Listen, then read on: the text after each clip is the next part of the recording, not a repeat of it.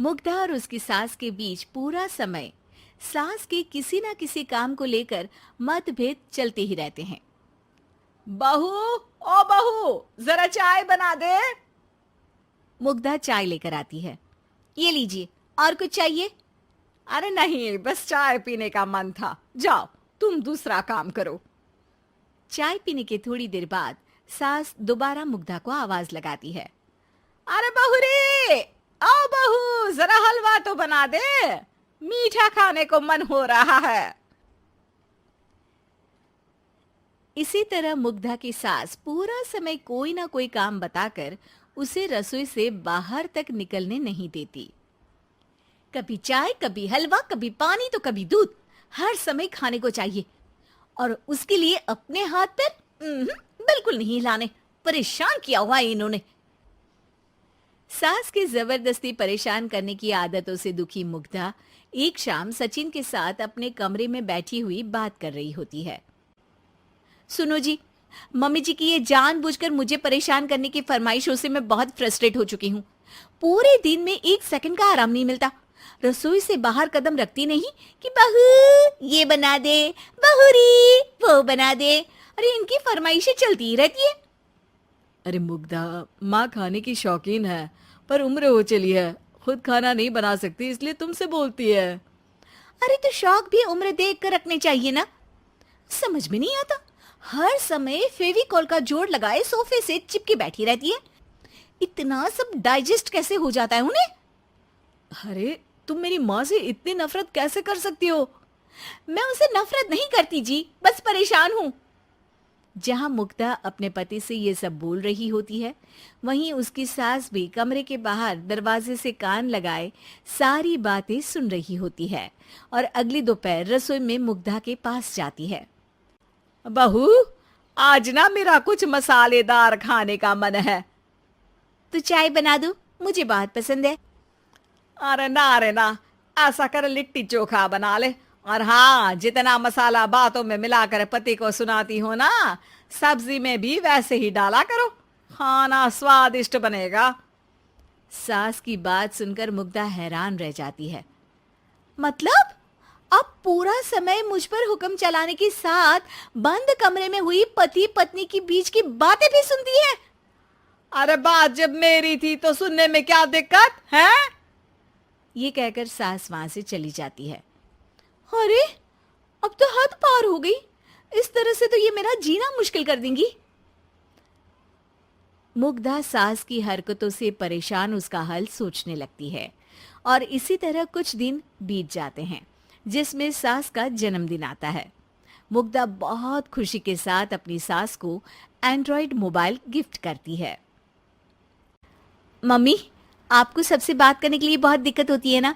कभी सचिन तो कभी मुझे बोलना पड़ता है, पर इस मोबाइल से आपको कोई दिक्कत नहीं होगी। एक जगह बैठे बैठे बहुत कुछ कर सकती हैं अब आप। मोबाइल देख सासू माँ खुश हो जाती है, पर उसे इस्तेमाल करना तो आता नहीं, इसलिए साइड में रख देती है। जिसे देख मुग्धा घर का सारा काम छोड़ मोबाइल सेट कर सास को इस्तेमाल करना सिखाने लगती है, जिसके बाद अब सास पूरा समय मोबाइल में ही लगी रहती है। हाय, जब से मम्मी को मोबाइल मिला है मेरी लाइफ में कितनी शांति आई है। अच्छा है, इसी तरह बिजी रहे तो मैं भी सुकून की जिंदगी जी पाऊंगी। अब मुग्धा जब मन करे काम करना, जैसा चाहे वैसा खाना बनाकर खाना, पूरा समय रिलैक्स और खुश रहने लगती है। क्या बात है, आजकल तुम बहुत चहक रही हो। अरे मम्मी जी से छुटकारा जो मिला है, अब ना फरमाइशें ना छुप छुप कर बातें सुनना। अच्छा, तो मोबाइल गिफ्ट करने की ये स्कीम थी। इसी तरह दिन बीतते हैं और अब मोबाइल पर लगी सास फरमाइशों की जगह सवालों के लिए बहू को आवाजें लगाना शुरू कर देती है। अरे बहू सुन तो, देख जरा किसी का फोन क्यों नहीं मिल रहा? रिचार्ज खत्म हो गया है, पर अभी 4 दिन पहले ही तो मैंने किया था। इतनी जल्दी कैसे खत्म हो गया? अरे मैंने कल तेरी कनाडा वाली मौसी सास से 3 घंटे बात की थी ना। क्या? इतना महंगा तो मोबाइल भी नहीं आया जितना महंगा इसका रिचार्ज पड़ रहा है। इसके बाद तो जैसे मुग्धा के दिन के 24 घंटे में से 20 घंटे सास के पास उनके मोबाइल रिलेटेड प्रॉब्लम सॉल्व करने की ड्यूटी ही बन जाती है। अरे मुग्धा, ये मोबाइल में अचानक तेरी मौसी सास की शक्ल क्यों दिखने लगी? और ये तो हिल भी रही है। मम्मी, ये गूगल डुओ का वीडियो कॉल है। इसमें आप बात करने के साथ एक दूसरे की शक्ल भी देख सकती हो। अच्छा, ये तूने मुझे पहले क्यों नहीं बताया? अब बताने के लिए पहले नहीं बताया। इसी बीच सचिन भी वहां आ जाता है और सास अपनी वीडियो कॉल में बिजी हो जाती है। क्यों, सास बहू में क्या गपशप चल रही है? इसे गपशप नहीं, दिमाग का दही होना बोलते हैं। पर तुम तो मम्मी को मोबाइल देकर बहुत खुश थी, फिर क्या हुआ? हाँ, उसका सुकून भी कुछ ही दिन मिला। अब घर के टंटे खत्म हुए तो मोबाइल की टिंग टिंग शुरू हो गई। देखो भाई, कुछ पाने के लिए कुछ खोना तो पड़ता है।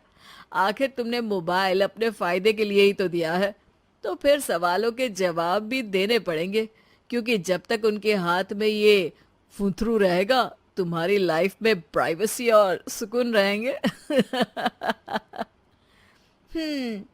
कहने का मतलब है अगर इससे प्यार बढ़े तो दाग अच्छे हैं।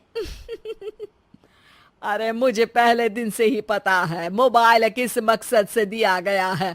भूलो मत, इससे पहले मैं बातें ही सुनती थी। सास की ये बात सुनकर मुग्धा शॉक में और सचिन हंसता रह जाता है।